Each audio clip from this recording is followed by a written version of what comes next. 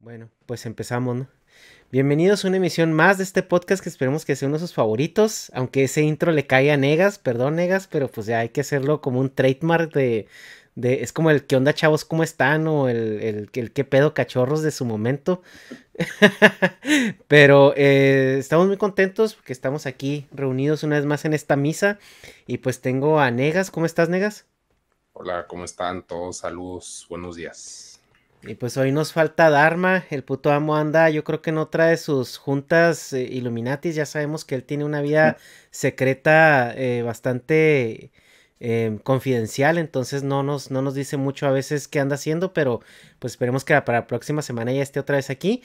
Pero tenemos un invitadazo que va a venir a levantar muchas faldas aquí en el canal y chapalear muchas chanclas porque lo que hace es muy interesante. Y pues es Carlitos, el mejor conocido como el Pelucas, o ¿cómo más te conocen, Carlos? A ver, cuéntanos. Bueno, mi nombre así de gamer que utilizaba es I am Carlos y ese es el nombre del canal y también cuando trabajaba en Riot anteriormente era el nombre que utilizaba de gamer, ¿no? Sí, y bueno, pues Carlos, pues, yo lo conocí por el juego de los Caballeros del Zodiaco que nos tiene embobados desde tiempos de pandemia, ¿verdad? Ha sido como lo mejor que le pudo haber pasado a ese juego. Y pues resulta que Carlos es un jugador extremadamente competitivo en la plataforma. Y pues por ahí platicando pues ustedes ya han conocido en el canal, hemos tenido aquí a Manano, a Androli, platicando con él, me dice, no, pues es que Carlos se dedica a los videojuegos, o sea, no a jugarlos, ¿verdad? Que sí es parte pero se dedica más bien a desarrollar. Entonces, pues a ver, traemos aquí a Carlos para que nos cuente cómo es trabajar en la industria del videojuego. Yo creo que es un sueño de los niños de los 90 en especial, ¿no? Sí, Quiero sí. ser, creo que fue de las primeras profesiones que entraron después del astronauta, el bombero, el policía y de repente un niño en segundo, tercero, primero, yo quiero hacer videojuegos, ¿no? Sí, Cuéntanos un sí. poquito de quién eres, Carlos, cómo te colaste a esta industria y ahorita ya entramos a tema de qué se trata la industria del videojuego y obviamente los procesos para desarrollarlo, etcétera, etcétera. Sí, bueno, yo soy venezolano de nacimiento. Tengo muchos años que me mudé a Estados Unidos con mi familia y eso. Pero sí, lo mismo que acabas de escribir, cuando yo estaba chamito, cuando estaba niño, tenía ese sueño de trabajar en videojuegos. Entonces, como en ese momento no había una carrera de videojuegos, de juegos de diseño, eso no existía cuando nosotros éramos niños, ¿no? Entonces, para mí fue programación. Hay que aprender a programar porque así es que se hacen los juegos. Y ya desde los 12, 13 años empecé a aprender programación. Tenía clases después del colegio donde iba y aprendí lenguajes que ya no sirven para nada. ¿No? Turbo Pascal, Basic, El cosas C++, así que ya. ¿no? Y cosas así. Sí, sí, sí, correcto. Y luego, bueno, luego como que me cambió un poco la manera de pensar porque lo que aprendí era hacer como cosas de programación para negocios y para contabilidad y cosas así. No me estaban enseñando nada visual, ¿no?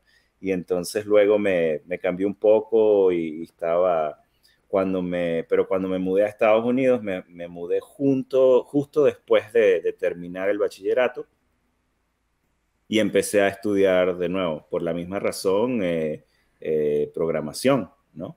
Y cuando llevaba como un año y medio en programación, que empecé a ver cálculo 3 y cosas así, y programación avanzada, dije, no, esto no es para mí, está demasiado difícil.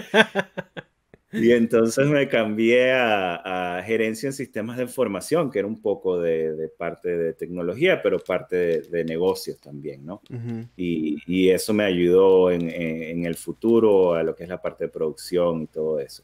Pero luego, bueno, les cuento, yo viví en Miami, luego me mudé a Nueva York. Cuando me mudé a Nueva York, yo me mudé con unos amigos, tocaba en una banda con mis amigos y nada, y nos dio la oportunidad, nos dio la gana de mudarnos a Nueva York y me mudé. Y teníamos un apartamento en Brooklyn, en la área más fea de todas, ¿no? Más peligrosa. Se veían los deals de drogas en la esquina, tú sabes, así, ese tipo oscuro en la noche. Entonces, bueno, pero ahí seguí la universidad, trabajaba de mesonero en un restaurante y eventualmente cuando me gradué, decidí, había una carrera, como yo estaba tocando en bandas y hacía un poquito de arte y tal, había una carrera en una universidad que se llama Parsons, que es una universidad de diseño, y había una carrera de diseño y tecnología, que era cuestión de multimedia y de arte y de diseño. Y ahí hice algo de instalaciones interactivas, como ya yo sabía programación y había varias oportunidades de eso. Y por ahí conocí a varios directores de arte, conocí a directores creativos y ahí fue donde comenzó de repente mi carrera en videojuegos, porque alguien me dice, ah, bueno, tú sabes programar y te gustan los juegos y haces cosas visuales, vente conmigo y ven a ayudarnos aquí en Viacom. Y me tocó trabajar en juegos de Comedy Central y de Spike un tiempo. Primero un poquito de development, un poquito de producción y poco a poco evolucionamos a hacer juegos de teléfono, de móvil, y eventualmente juegos de consola. Y al final de mi tiempo ahí, yo era director creativo. Estuve 7 años ahí haciendo juegos de diferentes plataformas. Y de ahí me cambié a Riot Games, que es los creadores de League of Legends. Y los 8 años que pasados trabajé ahí, primero lanzando el juego en Latinoamérica, luego haciendo cosas de eventos, cosas de eventos dentro del juego, y luego haciendo todos los aspectos, los skins, todo el contenido, digamos, lo de visual que va dentro del juego, que sea parte del juego, con un equipo de 60 personas, donde había muchos artistas diferentes, e ingenieros y QA y todo eso. Ok, Y ok. entonces, bueno, eso más o menos ha sido mi trayectoria de 0 a 100, bastante resumida, ¿no? Sí, claro, no, y te agradecemos eso porque pues hay que abordar más temas, ¿no?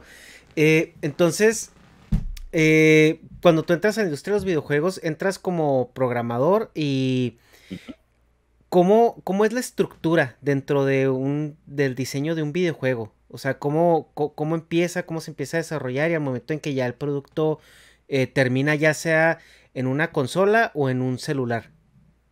Sí, bueno, hay muchas maneras de desarrollar un videojuego, ¿no?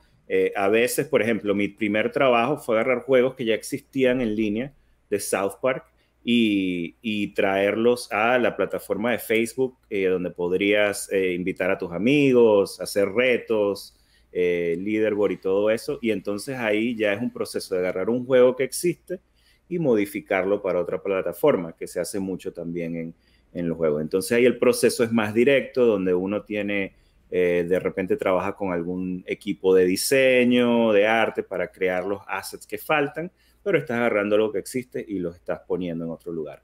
Ahora, para empezar un videojuego desde cero, que digamos que hice algo un poquito más adelante, un par de años después como productor, ahí hay varias cosas que suceden. Una, se crea un documento de diseño, ¿no? En el documento de diseño es una colaboración entre lo que quieren los productores, lo que quiere la parte de negocio y la parte de diseño de juego. De decir, ok, el juego va a ser así, más o menos, estas son las características, es un juego de pelea, es un juego de carrera, es un juego de tal, va a tener estos personajes y todo eso. Y con ese documento es como un documento vivo que va a ir creciendo y va a ir cambiando. Pero ya con ese documento se le puede entregar a algunos, por ejemplo, algunos artistas, con algún director de arte o director creativo, y se empiezan a crear los conceptos visuales de lo que va a ser el juego de manera visual, ¿no? Y ahí ya viene qué estilo va a ser, si es una franquicia, pues las guías de la franquicia, de cómo deben ser los personajes y todo eso. Pero si se va a empezar desde cero, mucha ideación con los artistas de concepto, con los diseñadores de nuevo para crear como visualmente qué es lo que vamos a crear, ¿no? Y muchas de esas assets, muchas de esas cosas visuales no van a terminar en el juego, pero son más como inspiración, ¿no? Para todo el equipo, para entender cuál es el target visual. Normalmente quizás vemos algún screen terminada hecha a mano como para entender cómo se va a ver el juego, ¿no? Luego de ahí en adelante ya sí empieza lo que diríamos, por un lado, la programación, del juego, ya con el diseño creado. Y por otro lado, el arte que de verdad va a ir dentro del juego. Entonces, en muchos casos, si es un juego de 2D, entonces es un poquito más fácil porque ya se pueden hacer diseños directos de parte del artista visual. Pero si es un juego de 3D, pues vienen los conceptos y luego viene un artista de 3D para modelar lo que son los personajes, los ambientes, todo eso. Normalmente es un número de artistas de 3D para hacer eso. Luego viene algún artista técnico que le pone como los huesos, ¿no? Como los nodos para poder animar, para poder mover las cosas. Luego vendría un animador que crea los movimientos en todos esos diferentes personajes y todo eso. Y luego viene, luego de la modelación también se modelan los environments, los lugares donde van a ocurrir las cosas. Y luego ahí vienen artistas que se encargan de darle vida en cuanto al color y todo eso, iluminación, etcétera. Tiende a ser una colaboración entre los artistas técnicos y artistas visuales. Y luego vienen los efectos especiales, que son otro grupo de artistas que le colocan lo que es la magia del fuego, los rayos láser, no sé qué. Y todo eso tiende a ser un proceso, digamos, que va iterando, ¿no? Y se van viendo cómo va el juego. Normalmente se crea primero lo que llamamos un vertical slice o un pedazo vertical, digamos, que sería como un nivel o un ambiente de pelea con todo hecho. Y luego de ahí, ya cuando se tiene eso, que se tiene al punto que uno dice, ok, este juego funciona, está bien, se va creando todo lo demás. Y eventualmente cuando con ese proceso ya se tiene el juego terminado, también hay QA, o sea, hay gente que está probando que todo esté funcionando, que lleva los bugs, los productores que todos los días reúnen al equipo para conversar y ver qué hacen falta. Normalmente hay un plan que uno poco a poco va llenando y va terminando. Y luego, cuando ya ese juego funciona, está todo bien. Si es un juego, digamos, de PC, ¿no? Normalmente, si es un juego que uno mismo está sacando al universo, digámoslo así, como un juego como League of Legends, ya simplemente lo puede publicar. Pero si va a ir por alguna plataforma, por ejemplo, o si inclusive a celular, hay que mandarle el juego a PlayStation, o hay que mandarle el juego a Sony, hay que mandarle el juego a Microsoft, para que ellos se aseguren que ese construido de ese juego no vaya a tener errores, no dañe la plataforma, comience de la manera correcta, no esté fuera de nada de eso. Y también en ese momento viene el proceso de localización también. A veces es solamente de texto, pero puede ser de texto y de audio para que funcione en todas las regiones donde uno lo quiera lanzar.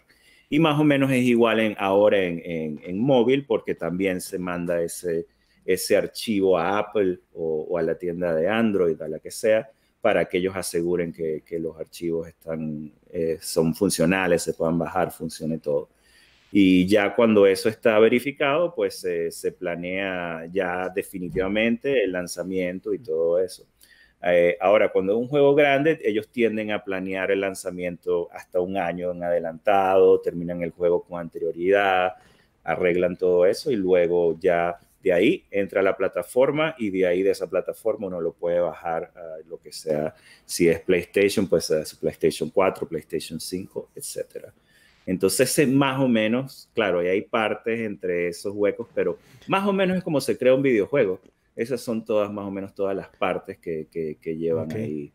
Y claro, mucha colaboración entre los artistas, los diseñadores, los programadores, obviamente una gran cantidad de programadores de la parte de interacción, de la parte del progreso del juego. Entonces hay mucha colaboración. Es muy difícil hacer todavía hay gente que hace un juego con equipos pequeños, pero para hacer un juego, obviamente, de PlayStation, de Xbox, se necesita un equipo bastante grande. Es muy interesante que tu selección de palabras a lo largo del proceso que llamas artistas de 3D, artistas de colorización, artistas, es como que uno no pensaría que en la industria del videojuego, o sea, se llamen así, ¿no? O sea, uno, yo creo que cuando lo ves desde afuera, piensas en videojuegos y esto, ay, sí, o sea, es una bola de gente que es como geek, que es como muy nerd y que está programando Ujú. así juegos porque también, al menos hace apenas un par de años, el videojuego estaba muy estigmatizado para o niños o los adultos que jugaban eran como personas que estaban alienadas de como del constructo social que imperante, ¿no? En ese momento. Y creo Sí. que la generación de millennials es la que ha roto un poquito con esos cánones sociales donde un adulto puede ser funcional y tener gustos, entre muchas comillas, niñoides. Sí, sí. Y, y también se ve una evolución en la calidad de los videojuegos referente al público que lo consume, porque, bueno, yo recuerdo los juegos que jugaba de niño en cuanto a calidad, pues no había como un guión, ¿no? Era como un storyline, pero no había un guión. Y ahorita juegas un God of War, por ejemplo, el que salió Sí, para sí. Play 4, y es una producción cinematográfica interactiva totalmente. Es, Ujú. esos cambios en la industria del videojuego, cómo los viven desde dentro? ¿O cuándo Sí, ustedes sí. deciden hacerlo? Claro, y también me faltó toda esa parte de la parte del guión, ¿no? De escribir, Ujú, siempre hay parte del equipo que son escritores también y se encargan de esa parte. Y luego grabación de bio, también hay personas que se encargan de hacer la voz de los personajes y eso se hace en un estudio y artistas del sonido también. Entonces, bueno. Y sí, no, la verdad es que se ha hecho, que es una industria que ha crecido en nuestra vida de una manera exponencial, es mucho más grande que ahora que el cine, ¿no? En cuanto a los ingresos que tiene desde hace como del 2015, 16 creo que fue que la pasó. Y ujú. entonces es la industria más grande de entretenimiento. Inclusive lo que vemos ahora con los juegos es que, claro, lo que tú dices, en un pasado quizás era un geek o un niño jugándote el juego, pero ahora cualquier persona, o sea, mi mamá juega Farmville o juega esos juegos de poner gemitas juntas y todo eso, ¿me entiendes? Entonces ahora los juegos son de verdad que cubren a la Ujú, mayoría de la sociedad, ¿no? Inclusive los juegos que yo estoy trabajando ahora, que estoy en otra compañía diferente, son más hacia juegos casuales que ujú. buscan cubrir una población mayor. Y bueno, y sí, es muy profesional ahora, ¿no? Lo que veníamos hablando, cuando yo era niño decía eso, sí, tengo que aprender a programar y ya puedo crear un juego. Inclusive hasta unos años atrás todavía había juegos indie que eran creados por dos, tres personas. Y todavía ocurre eso un poco en celular y eso, pero ya los juegos grandes es una producción que si tú ves Ujú. al final los créditos, es una lista de gente tan grande como una película, ¿no? Sí. Y cada uno tiene su rol. Inclusive ahora hay mucha transición entre gente que trabaja en el cine y Ujú, gente que trabaja en videojuegos, porque la animación, los efectos especiales han aumentado tanto de calidad que más o menos son similares. Entonces, por ejemplo, cuando yo trabajaba en Riot, uno de mis animadores era el animador que animó a Gollum en Lord of the en El Rings. Señor de los Anillos, en Lord of Mm, the Rings. Exacto, él era el animador de Gollum y animó un poco del dragón y no sé qué. Y ujú, él trabajaba con nosotros animando personajes. Uno de nuestros artistas técnicos era el que se encargó, estuvo trabajando en la película de Spider-Man, ¿no? De la última que ganó el Oscar, la ujú. animada, de Spider-Verse, ¿no? Y entonces así hay como que ahora simplemente es entretenimiento interactivo y son profesionales que están viniendo a trabajar con uno. Incluso ya en los créditos, como tú comentas, no hay diferencia entre una película y un videojuego, ¿sabes? Director, Sí, aparte de los directores pues vaya, técnicos, o sea, es como un director como propiamente de una película, o sea, que está dirigiendo como si fuera una producción de Pixar, pues, o sea, las sí, expresiones de los personajes, las tonalidades de las voces incluso, porque ese es otro caso que yo lo descubrí hace poco, que ya incluso las personas que doblan a los personajes en videojuegos ya tienen cierta fama y cierta reputación, si no es que son famosos. Vimos en este juego de Cyberpunk a Keanu Reeves haciendo una colaboración en ese videojuego. Sí. Y son cosas que están, bueno, yo creo que hace 10 años o incluso 5 años, no sé qué tan, tan realizable o qué tan en la mente de los que trabajan en la industria del videojuego eso podría llegar a suceder o incluso era algo importante. Sí, sí, y bueno, y la otra parte de animación y tecnología es que a veces se hacen las capturas mismas de los movimientos de seres humanos, ¿no? Y ahí los animadores las retocan. Pero sí, ahora ha habido muchos videojuegos donde ves actores, actrices de televisión que están ahí participando, no solamente en voz, pero también capturan sus movimientos posiblemente para que se sientan más realistas.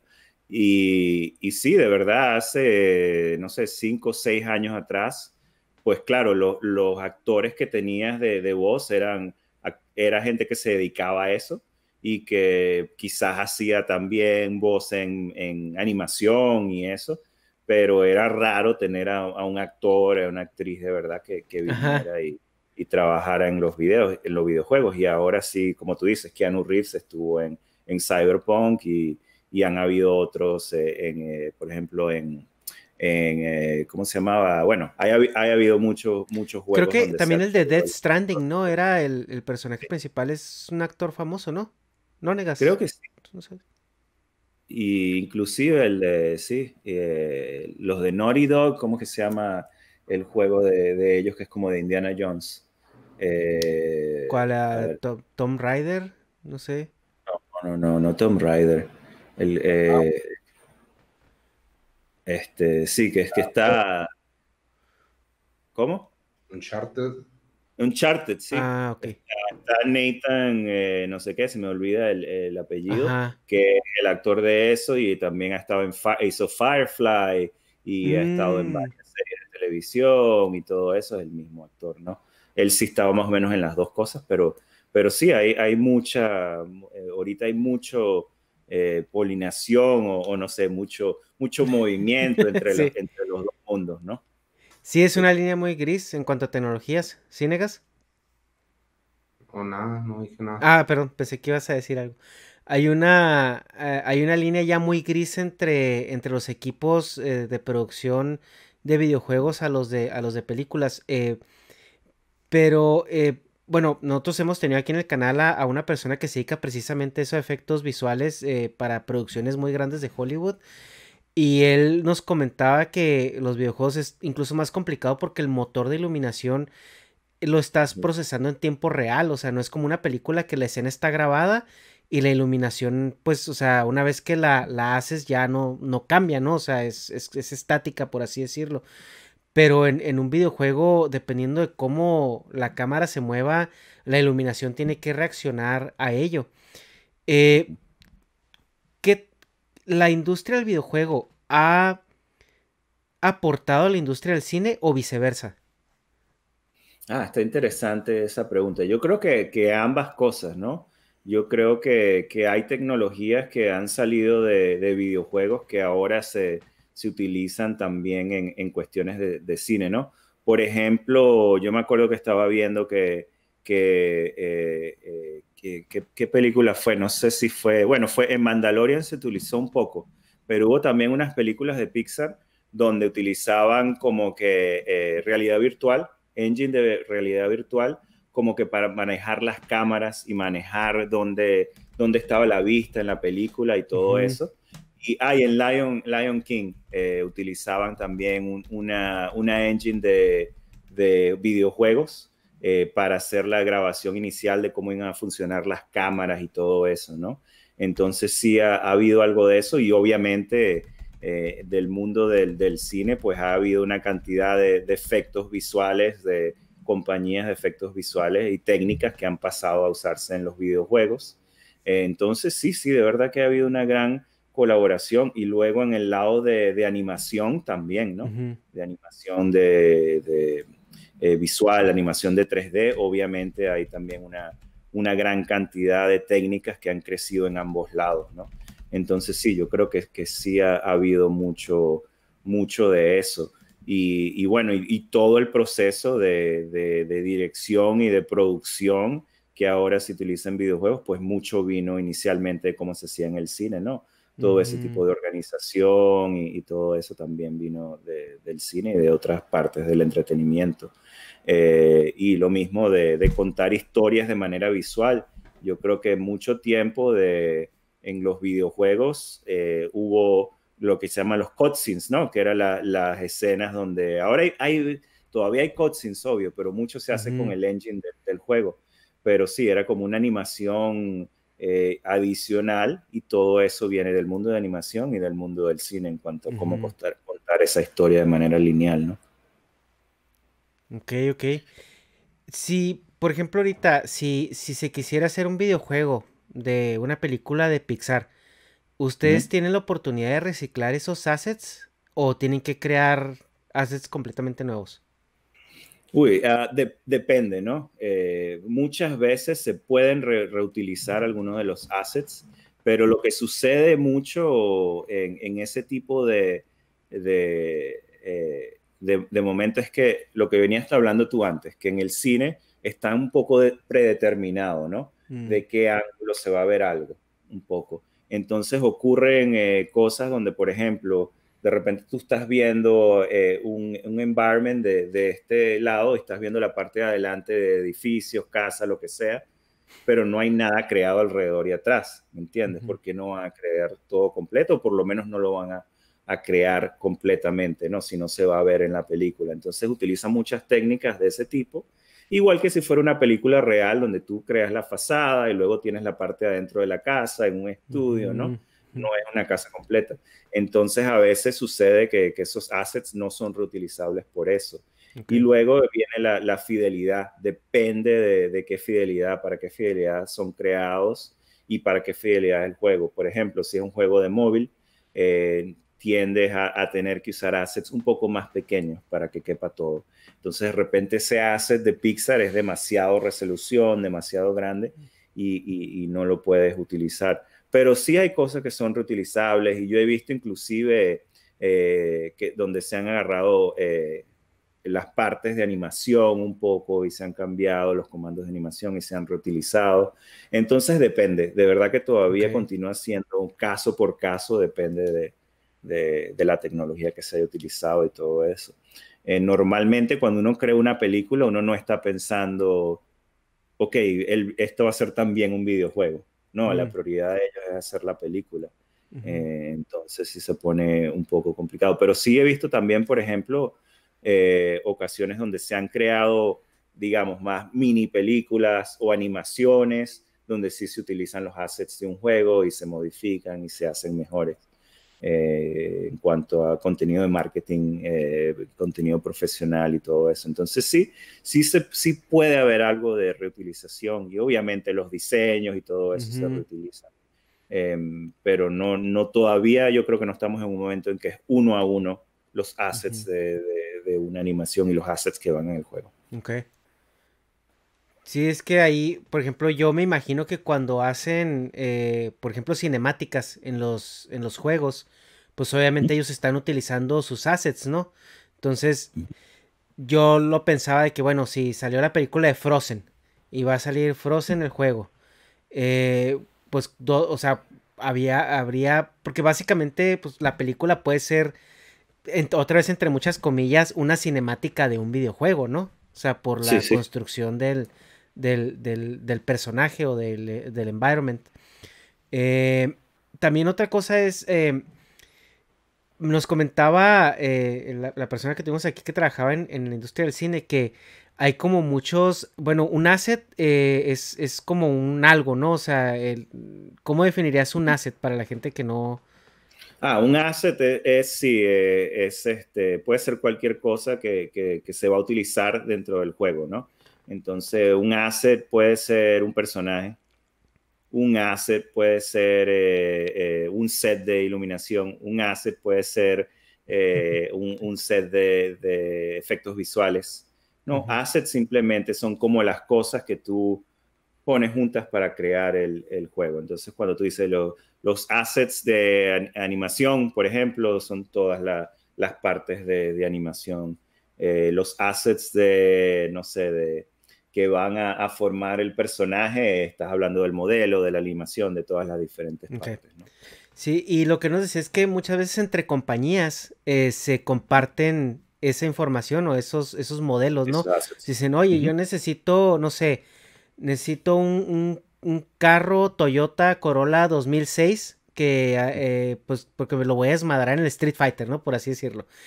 O sea, entonces tú puedes ir con alguien que ya hizo ese asset en alguna producción y pedírselo, comprárselo. O sea, qué tan abiertos están como para compartirse. O sea, pues obviamente no la propiedad intelectual, no vas a pedir un Batman, pero, o sea, a lo mejor un carro, un tanque y le modificas poquito y ya está como programado porque, por ejemplo, tanto como en el cine, pues hay muchas mecánicas de física que van con pues con lo que quieres trabajar, digamos un carro, ¿no? Que el carro se va a mover así, la luz va a reflejar acá, que los movimientos dinámicos van a ser ya de una manera que ya están programados. En el videojuego, pues eso va más allá, porque también tienes que programar la interacción del usuario con ese asset, ¿no? Porque como puede pasar un usuario sin prestarle atención, puede pasar otro y quererlo desmadrar nomás porque, para ver qué pasa, ¿no? Entonces, ¿eso cómo funciona ahí? Sí, ahí entran un par de cosas, ¿no? Están lo que se llaman las engines, ¿no? Que son como los motores para hacer videojuegos, ¿no? Entonces hay cosas como Unreal, por ejemplo, que muchas veces tú ves un juego que sale Unreal, y Unreal lo que viene es que ya te trae predeterminados, por ejemplo, sistemas de física, ¿no? De cómo reaccionan los objetos, algunos objetos predeterminados, como tú dices, que puedes ya ponerle la programación y cambiarlo un poco y dejarlo diferente. Y vienen a veces también cosas de la interfaz y todo eso que vienen preparados. Entonces no hay que programar en un tiempo, hace mucho tiempo había que programar todo desde cero. Hoy en día ya no es así, ¿no? Normalmente se empiezan con algún engine, ya sea un Unreal o otro tipo de engine para ya tener una serie de cosas que se pueden utilizar, que no la tienes que rehacer desde el principio. Y en cuanto a... Dime. Sí, pero que te interrumpa, pero Unreal es el de Epic, ¿verdad? Es el motor. O sea, que ese es un motor, es como una interfaz de desarrollo, así como, por ejemplo, no sé si tú has tenido experiencia con SolidWorks o con algún otro programa de modelación. Que ya viene, por ejemplo, de modelación mecánica que trae ya las propiedades del acero, ¿no? Entonces ya puedes hacer simulaciones de estrés o de compresión o... Entonces, básicamente, bueno, pues yo así lo entiendo porque yo uso ese tipo de software, pero... Entonces ya trae así como que tú desarrollas un objeto ahí y le puedes meter ya propiedades. Sí, correcto. Ok. Y ya tiene cosas ya ahí que puedes ir poniendo, ¿no? Entonces eso acelera mucho la programación. Ahora, claro, Unreal se lleva un porcentaje de las ganancias Claro. y todo eso por dar el engine, ¿no?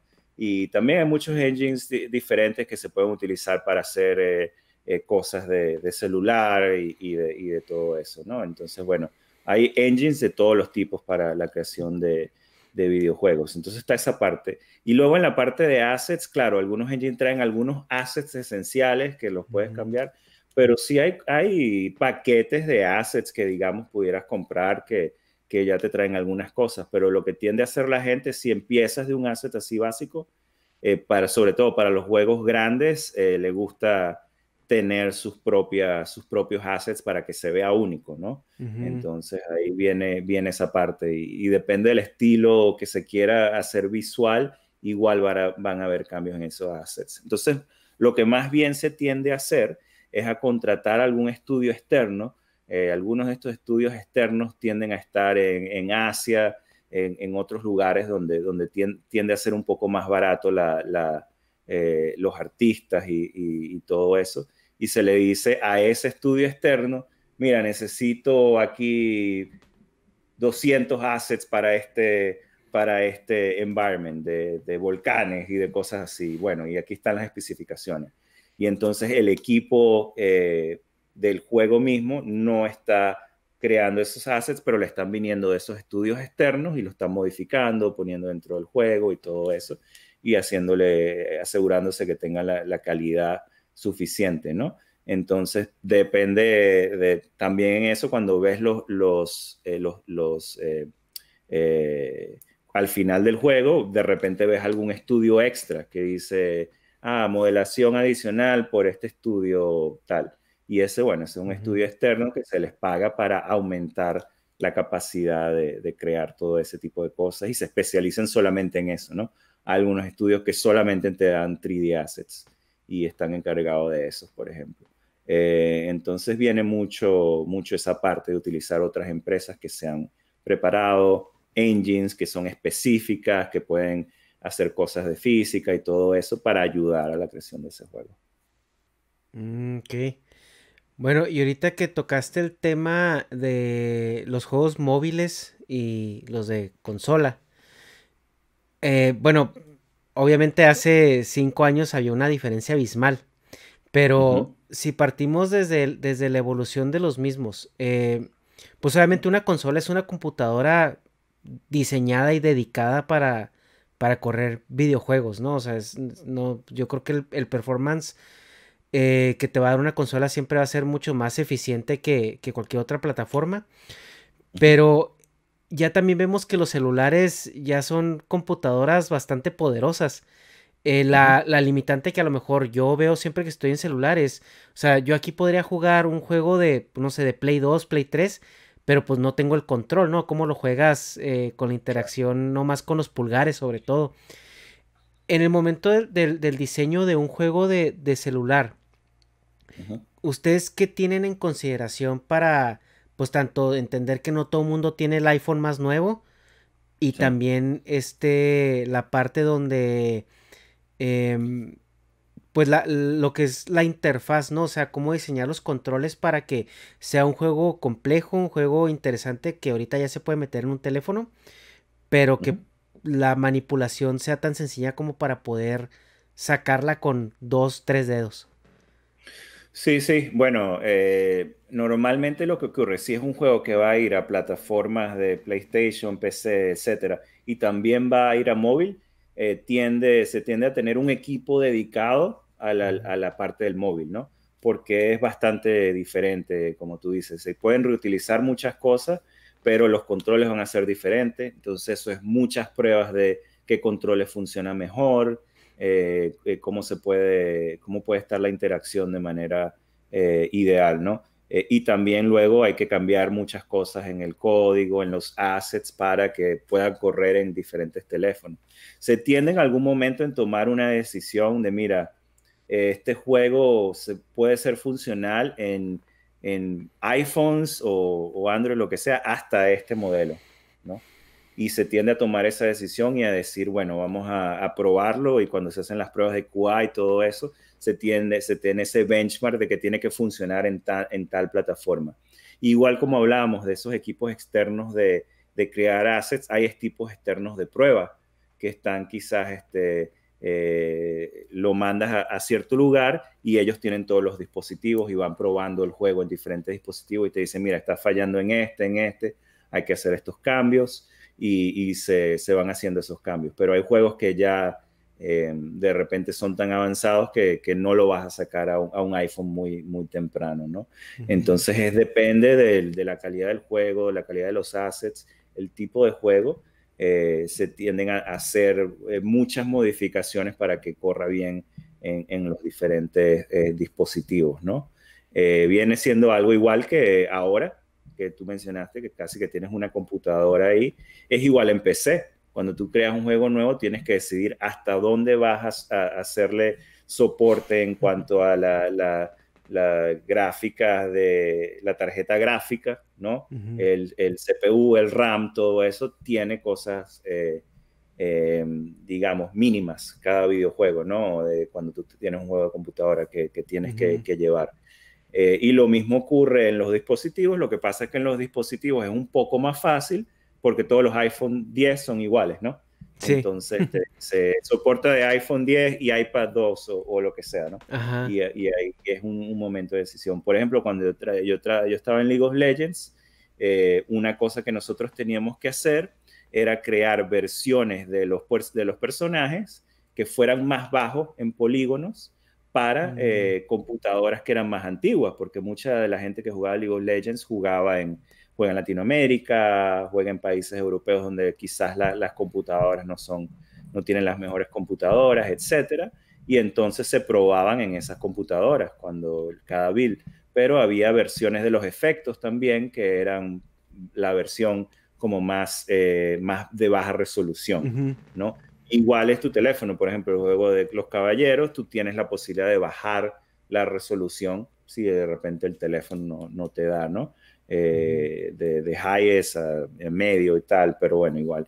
Y luego entonces sí está esa parte. Y luego la otra parte de por qué se han vuelto tan comunes y tan importantes hacer versiones celulares, es porque simplemente en países como China la gente no tiene consola. Y ahora la gente también, la mayoría de la gente joven, los millennials, ni siquiera tiene PC, nada, lo hace todo en el celular. Entonces se ha formado la mayoría de los juegos que se juegan en China, se juegan en celular. Ya no se juegan en PC, ya no se juegan ya no se juegan en consola. Entonces es un tren, una cosa que ha ido avanzando más y más, donde yo creo que en el futuro quizás veamos que la principal producción de juegos sea para móvil, porque todo el mundo tiene un móvil y todo el mundo puede jugar y bueno, ocurre eso, ¿no? Entonces, por ejemplo, en League of Legends se está haciendo una versión móvil del juego que nunca existió hasta antes y es un equipo separado y están haciendo la versión específica para eso, pero hoy en día vemos versiones cross-platform también, de juegos como Fortnite, que se pueden jugar en las dos plataformas, y al final del día la parte de las interacciones y todo eso son diferentes, los controles son diferentes, pero es el mismo juego porque la jugabilidad y lo que está pasando en el juego es lo mismo.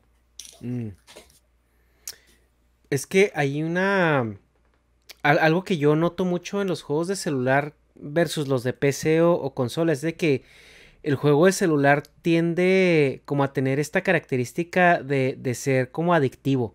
O sea, como que buscan la manera de que te envicies en él para ya, porque bueno, o sea, el dinero de donde viene del juego de las consolas o PC es claro, ¿no? O sea, compras el juego que te cuesta 60, $70 y pues bueno, ahí ya está una inversión. Y los de celular es rarísimo ver un juego que te cueste. Claro. Pero la mecánica es como las compras en juego, ¿no?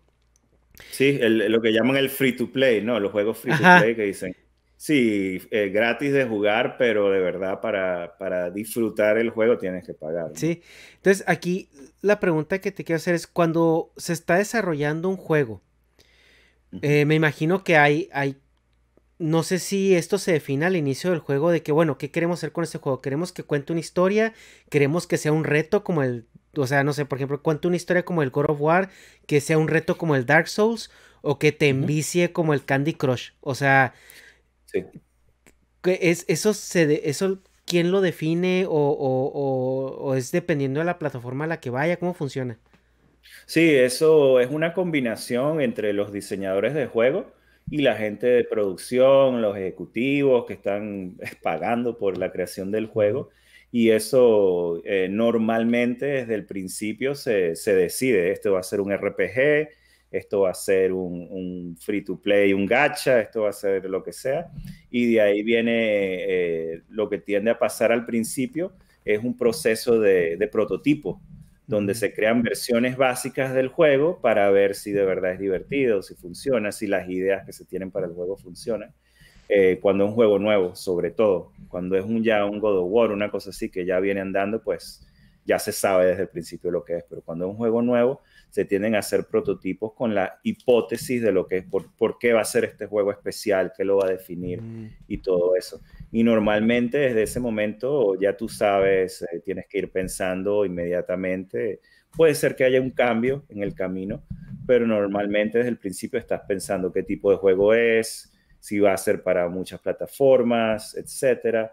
Y la parte de la monetización obviamente se ha convertido en algo que es súper gigante y súper importante, sobre todo yo creo que la primera empresa que vino así fuerte fue Zynga, ¿no? Que trajo esa monetización inmediata y de todos los días prácticamente y todo eso. Inclusive yo ahora trabajo con gente que trabajaba en Zynga y sí, y están viendo, o sea, están viendo la monetización de manera diaria. Ni siquiera es de manera mensual, de manera semanal, sino que están viendo los cambios de monetización de manera diaria y tomando decisiones en cuanto a qué cambiar en el juego, qué ofertas poner. Hay muchas cosas que ellos pueden tunear, ¿no? Que pueden cambiar para llevar a más monetización. Y siempre es como que una balanza entre la monetización, cuánta gente disfruta el juego, si se queda, si no se queda y todo eso. El juego tiene que ser adictivo, como tú venías diciendo. Oye, para... Dime. Perdón, hay una duda que tengo. O sea, ¿tú como cuántos años le das a ese, por ejemplo, un God of War bueno, que toma, no sé, unos 5 años en desarrollar y no es monetizable, o sea, no hay transacciones pequeñas, o sea, lo sacan y ya nomás son las ventas de ese producto? Como cuánto, o sea, como en cuánto tiempo crees que eso ya no sea rentable, o sea, de que tengas a tanta gente trabajando en algo tanto tiempo, o sea, porque la verdad no sé cómo se puede comparar lo que gana el juego de Saint Seiya, que es el que mencionan ustedes, o hasta el Fortnite por las puras skins. Sí. O sea, para mí es una cantidad de dinero mucho, pues, o sea, mucho más grande que lo que te puede generar un God of War, que se me hace un juego mucho más complejo. Ya. Ocurre lo siguiente, ¿no? Es como pensar en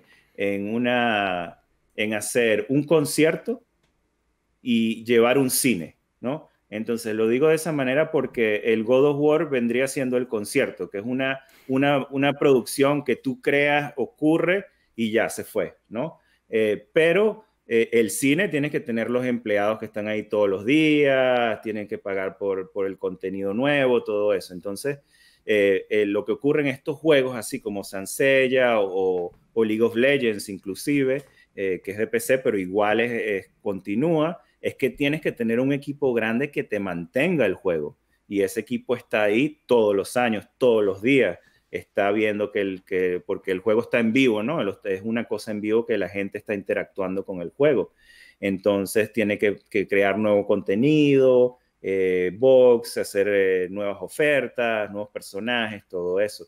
Entonces, aunque lo que tú dices es cierto, que esos juegos como Saint Seiya o League of Legends llevan esa monetización a largo plazo, también necesitan un equipo de mantenimiento grande a largo plazo. El League of Legends era un juego que estaba en vivo, pero todavía necesitaba 2000 y pico de personas que estaban... Pero aquí, pues, chance es ignorancia mía, pero, o sea, ¿se puede comparar el nivel de complejidad de League of Legends en desarrollo al de God of War? Por decir algo de un one player sin interacción ni dinero.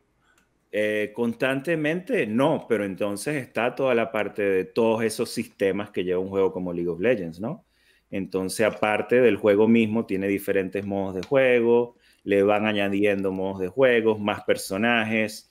Entonces, en God of War, por ejemplo, tú puedes utilizar a Kratos y, bueno, y si es el 4, al Chamín, ¿no? Pero en League of Legends tiene 150, 140 personajes en este momento. Pero, perdón, en ese caso, pues son parches, o sea, sacas el League of Legends y ha ido creciendo como Yu-Gi-Oh en su momento, o sea, que era, pues, o los Pokémon, que eran 150 y de la nada son como 1000. O sea, son parches sobre el mismo producto. Bueno, Pokémon no tanto, pero League of Legends no es como que haya League of Legends 2. No, no. Antes, pero en un momento se ha cambiado el arte por completo de todo el juego, ¿no? Para mantenerlo vibrante, para mantenerlo competitivo.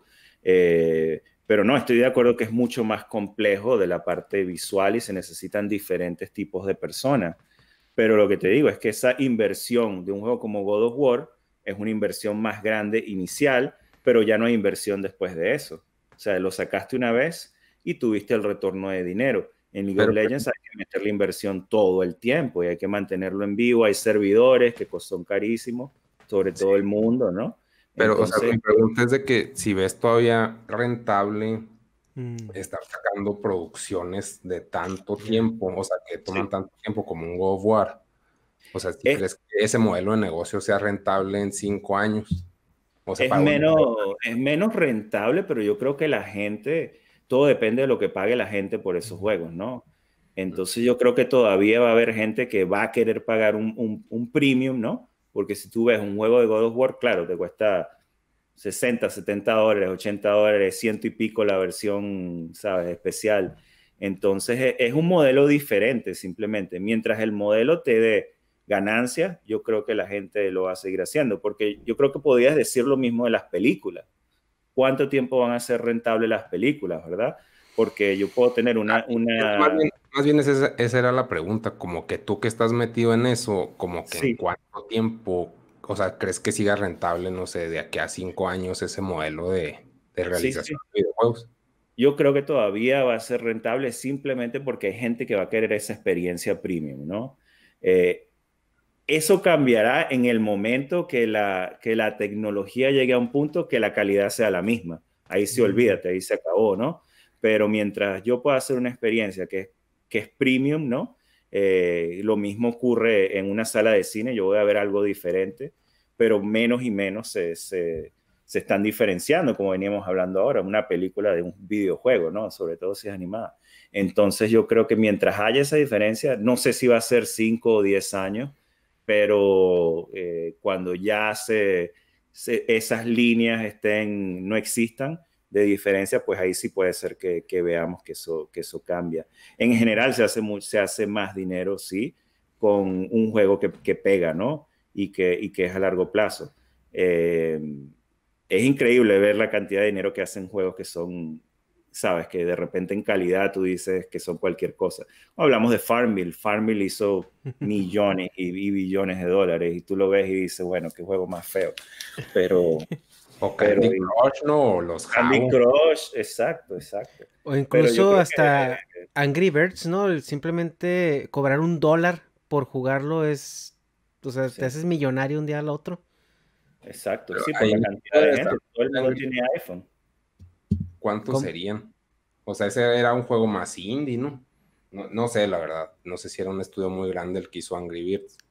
Al principio no, pero ellos crecieron muchísimo y se convirtieron en un estudio que sacó más juegos y todo eso, que es lo que tiende a ocurrir con algunos estudios más pequeños que sacan un juego que se hace popular por alguna mecánica o alguna suerte que tienen y ya crecen.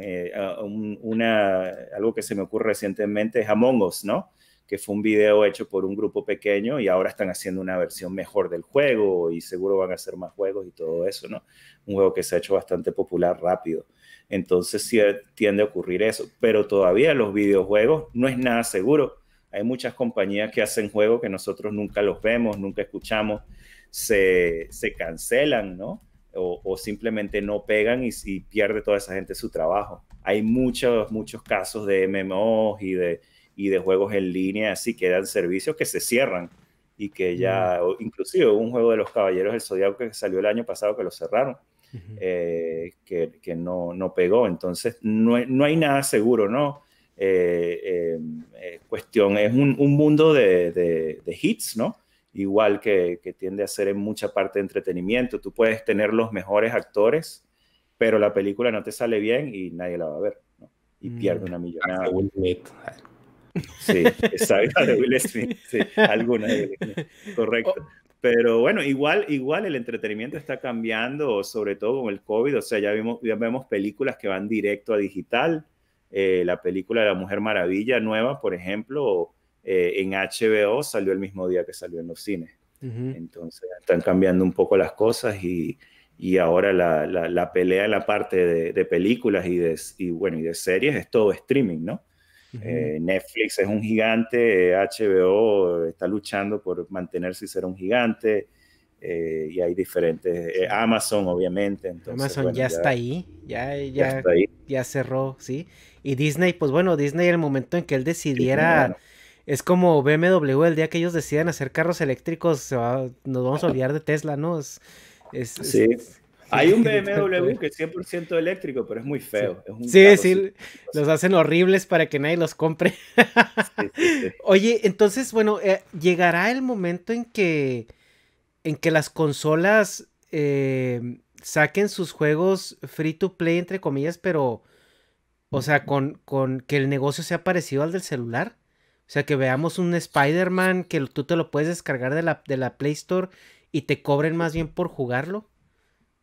Sí, sí, sí, ya hay varios juegos que funcionan con microtransacciones, entonces Mm, no es nada, ya más y más lo estamos viendo eso. ujú, Por ejemplo, cuando salió Street Fighter 5 también te cobraban por los personajes nuevos, no era solamente DLC, pero ujú, para añadir un personaje, las skins, todo eso. Y creo que en algún momento lo pusieron para bajarlo gratis, inclusive.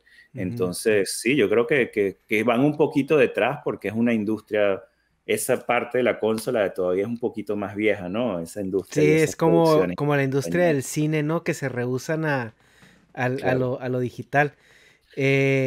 Pero Pero pues, sí, ya ocurre y va a seguir ujú. ocurriendo, ¿no? Y creo que sí empezaremos a ver juegos que salgan en todas las plataformas que sean free to play, sin lugar a dudas. Ok, ok. Eh, algo que, por ejemplo, se ve mucho ahorita y por lo cual la gente está haciendo default a computadora al momento de jugar, es la compatibilidad de cross plataformas. O sea, que Ujú. la gente dice, o sea, sí, o sea, ahorita tú, son contadísimos los juegos de video que te compras y lo puedes jugar de dos o más personas, a menos de que tengas Nintendo, porque Nintendo a eso se dedica. Pero todas las demás es de una persona y 20 online. Pero el problema está en que, oye, pues yo tengo PlayStation porque a mí me gusta PlayStation, pero pues mi mejor amigo tiene Xbox porque, no sé, a él le gusta el Gears of War o algo así, ¿no? Y le gusta Ujú. jugar eso. Y no podemos jugar. Entonces, ¿cuál es la Sí, solución? Pues aventamos la consola, compramos una PC y pues jugamos lo que haya disponible, ¿no? sí. Eso, la primera pregunta es, ¿por qué hay limitantes técnicas o es una limitante de negocio la que Ujú. no permite que haya esa compatibilidad en línea de cross plataformas? 100% es Microsoft y Sony Mm. no queriendo compartir eso porque pierden la ventaja. Es Pero 100% eso. es que realmente pierdes una ventaja porque, bueno, ahorita, a diferencia de los exclusivos, por ejemplo, yo tengo un PlayStation porque a mí me gusta el God of War, me gusta el Spider-Man, me gustan, o sea, los juegos que salen en exclusivo, que el tipo de juego exclusivo que sale para PlayStation, los Caballeros del Zodiaco también, todos los que han salido son solamente para PlayStation. Ujú. Y luego tienes Xbox, a mí no me gustan los exclusivos de Xbox, no me gustan los shooters. Entonces yo nunca voy a tener un Xbox porque pues me corta eso, pero ¿qué tal si tengo un amigo que coincidimos en un juego y podemos Sí, jugar en línea, pero pues ya no podemos jugar porque pues claro. somos Romeo y Julieta, ¿no? O sea, está Claro, prohibida no. nuestra relación. Sí, no hay nada, desde el punto de vista técnico, simplemente son paredes que han puesto esas compañías, Mm, porque si se puede jugar un celular y se puede jugar en la PC el mismo juego, no hay razón por la que no pueda ir de un PlayStation 5 a un Xbox o viceversa, ¿no? Simplemente es eso, y técnicamente es posible, o sea, técnicamente es posible, pero no es permitido por la cuestión de negocios. Y sí, mm. yo creo que es parte de ver jugabilidad versus la idea de que, bueno, si tú estás con tu amigo, hay una posibilidad de que tú te vayas a comprar la plataforma para poder jugar con tu amigo, aunque tengas la otra, ¿no? Mm. Entonces ellos creo que están pensando esa ganancia extra y sí, habrá gente que se compra el juego dos veces también para poder jugar con sus amigos de PlayStation, sus amigos de Xbox. Entonces esa parte es mucha de negocio, pero yo espero que eso se vaya a ir acabando, ¿no? Porque no, es verdad, desde el punto de vista de jugabilidad y del producto mismo no tiene sentido y obviamente, claro, prefiero irme a la PC por eso, porque todo lo podemos jugar. Pero, por ejemplo, en Android y iPhone hay crossplay sin problema, ¿no? El Ujú. juego de los caballeros lo puedes jugar en cualquier device sin problema, en cualquier móvil, ¿no? Entonces, debería ser lo mismo en consola. Como te digo, la única pared que está ahí son los publicadores de las consolas que ven más negocios si no lo hacen. Mm. Y en tu perspectiva, ¿tú crees que realmente les puede afectar si en un momento abren esa pared? Eh, Yo creo que quizás inicialmente vean algún golpe a las ventas, ¿sí? Pero desde otro punto de vista, lo que tú dices, hay mucha gente que quizás se le ha ido al PC, entonces a largo plazo quizás pueda ser una ventaja para ellos, ¿no? Pero yo creo que inicialmente sí verían un golpe a las ventas, si lo hacen. Ok, ok. Eh, Por es ejemplo, que... y bueno, Ernesto defiende las consolas porque dice que son cosas pues, exclusivas para el gaming y pues tiene razón en eso, ¿ah? Pero, Sí, o sea, sí. me hace ya pues tecnología turbo obsoleta, güey. O sea, bueno, pero pone, yo ya estoy más viejo y pues, un niño no tiene acceso a una computadora acá PC Master Race porque pues no. Sí. No, y Pero, lo único que te lleva a comprar las consolas de verdad hoy en día es los mm, juegos, ¿no? Los juegos exclusivos, igual, y de repente algunas cosas que sean específicas como, no sé, por ejemplo, mis sobrinos juegan el Nintendo ya, el portátil, ¿no? Y con eso ya están. Pero, pero, o sea, como adulto, a mí se me hizo como que turbo orgánico, o sea, ver cómo mejora tanto el rendimiento, o sea, de pasar una consola, pone que la última que tuve fue el Play 2, creo. ¿qué? Ah, no, bueno, tuve el Xbox One y ¿Ok? luego, no, el Xbox 360 fue El la última. 360. Ya tuve el One, pero pues porque pues, me lo regalaron, ¿no? Por ponerlo de alguna forma. Pero, o sea, son juegos turbo tediosos, o sea, hasta para instalarlo lo compras y luego se está un chorro, o sea, para jugar un niño, pues, ¿qué jugar? Ya no, supongo. Para mí eso era la ventaja de que, pues, metías el cassette en el Nintendo y ya estabas jugando así 3 segundos después. O Sí. sea, y ahora es de que no, pues tiene que instalar, se tiene que bajar esto y que la actualización y luego hasta la consola misma siempre está vieja, güey. O sea, siempre se tiene que estar renovando sola, güey. O sea, es así como que eres obsoleta de un día para otro y eso se me hace así turbo frustrante como jugador, pero pues pone, yo soy pues, un adulto que yo pues quiero prender la consola y Sí. jugar y eso hago con la PC, pero pues, o sea, mi punto es cómo, o sea, las consolas como que sí tienen que seguir existiendo pues por los niños, ¿no? Porque, o sea, Mm. pero no sé cómo, o sea, cómo Sony y Microsoft que se enfocan a mercados más adultos, más pubertones. Bueno, es que los puertos todavía entran porque no tienen poder adquisitivo real, pero o sea, como Yo creo que eso se va mientras el móvil siga avanzando, pues ya los un va a móvil. comer, ¿no? O sea, el mercado, bueno, yo así lo percibo, como que si el móvil se puede ir comiendo Oh, a Microsoft y PlayStation, a Nintendo no porque es más para niños, entonces hasta ahorita la cultura o mínimo donde yo vivo, o sea, un niño no tiene un celular, o sea, hasta que ya entra como a la secundaria o mediados de primaria se lo dan, pero toda esa etapa previa, pues, o sea, si los quieres entretener, pues les compras un Nintendo, no les compras un PlayStation ni un Xbox, o no sí, sé cómo lo percibas tú. mis ahijados tienen unas tablets ahí que no son iPhone, que no son nada, pero juegan en las tablets. Ah, Eh, ok. bien. Tienen Switch ahora porque lo pidieron de Navidad, porque los amigos juegan a Switch, ¿no? Pero no tienen PlayStation y no tienen Xbox y nada de eso. Y como te digo, en China se juega en móvil, los niños también juegan en dispositivos móviles, tablets, en lo que sea. Ya se está yendo un poco la idea de que esa computadora, sabes, pesada con todas las tarjetas de video y todo eso, tienes que gastar $3,000, ¿no? Eso se está yendo un poco en esos países, ¿no? Aquí todavía existe, obvio, en Estados Unidos y en otros países, y en Oye, países latinos, claro. pero Pero un celular así promedio en China, no sé si tengas esa información, pero, o sea, como de qué precio anda. O sea, unos de 500 a $1,000, porque, o sea, pues si tienes uno de menos de $500, pues no te corre nada, o sí, o no sé, la verdad, más bien es pregunta. En China hay más baratos porque acuérdate que, bueno, no sé si se copian la tecnología o qué, pero todos los celulares lo hacen en China. O sea, todas las pantallas, todo viene de China prácticamente. Y los iPhones los hacen en China. Entonces, ellos tienen ahí como que una ventaja en cuanto a los precios de lo que pueden manufacturar. Entonces, hay compañías como Huawei otras compañías que tienen celulares más económicos, pero que también tienen el poder de correr esos juegos. Sobre todo ahora con Android, pues se ha hecho más sencillo todo porque ya hay la compatibilidad que quizás en un pasado no era más complicada. Ahora, pues todos corren Android, todos pueden correr los mismos juegos. Pero sí, yo creo que se puede conseguir, no sé el precio exacto, pero mucho más económico de lo que pagamos nosotros por un iPhone. Eso sí. Ok. Claro, y cuando no estás comprando una computadora, pues no compras la computadora y son 2, 3 celulares que compras con eso la familia. Sí.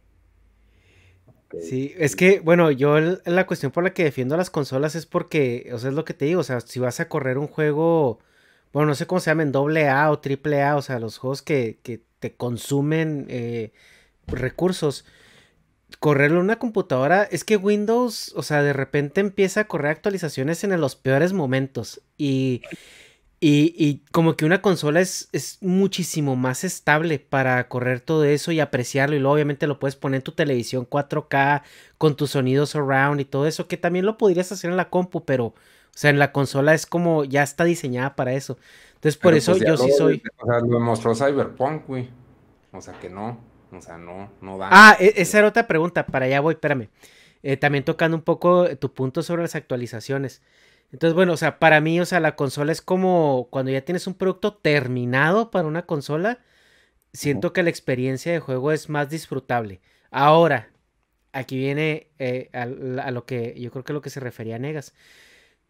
En la industria del software, cuando empezó a haber esta opción de bajar parches por internet, se vio un claro detrimento en el QA de las plataformas. O sea, vimos que básicamente Windows pasó de hacer beta testing antes de lanzar a que el usuario fuera el beta testing.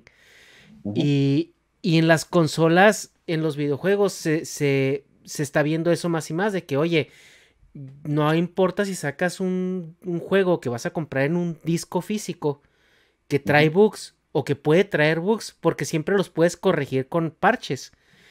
Pero eso o sea, una cosa es tener la opción de, ok, descubrimos que esto está un poquito mal, hay que corregirlo. O sea, avientan un que Dios te bendiga, como el Cyberpunk, y ya ahí lo vamos arreglando.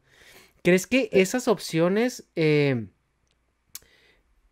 han hecho más huevona a la industria? Yo creo que es un arma de doble filo, ¿no? Es lo que tú dices, que ahora si hay algo que de último minuto está mal, dicen, bueno, nada, mandamos un parche inmediatamente. Inclusive ahora se hace eso, que tú tienes el disco, lo metes y de una vez te está bajando un parche, ¿no? Ujú, ujú. Entre que crearon el disco, el momento que estaban listos para crear el disco y el momento en que salió en vivo, descubrieron otros bugs que los arreglaron luego, ¿no?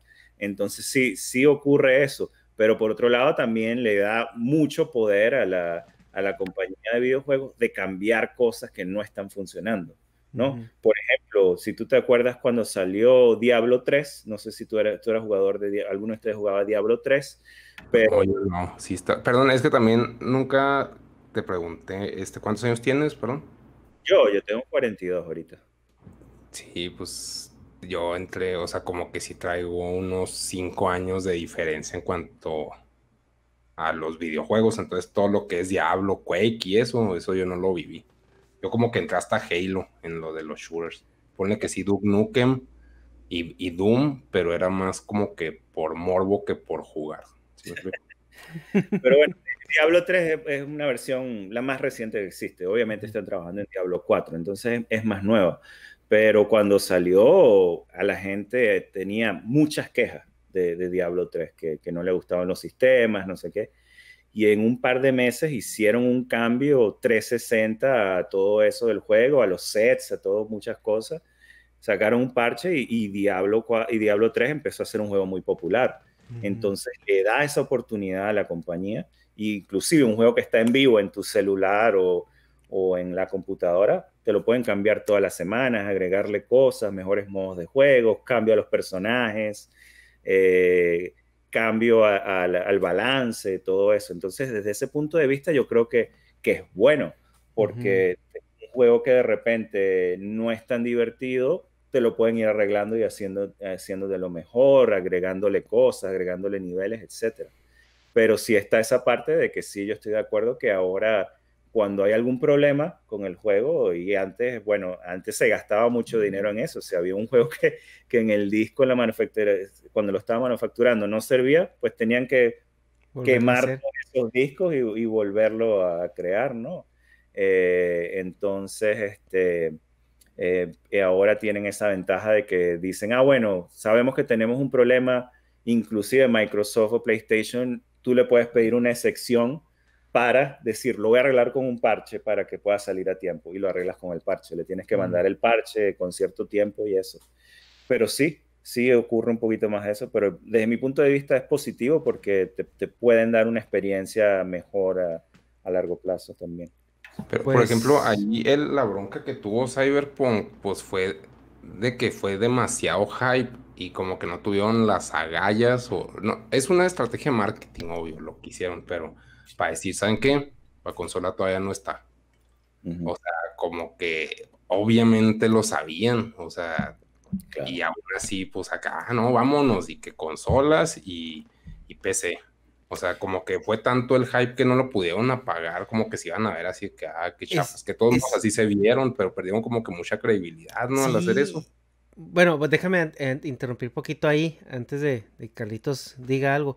Es que yo digo que el problema con Cyberpunk fue que, o sea, como para PC tú lo descargabas.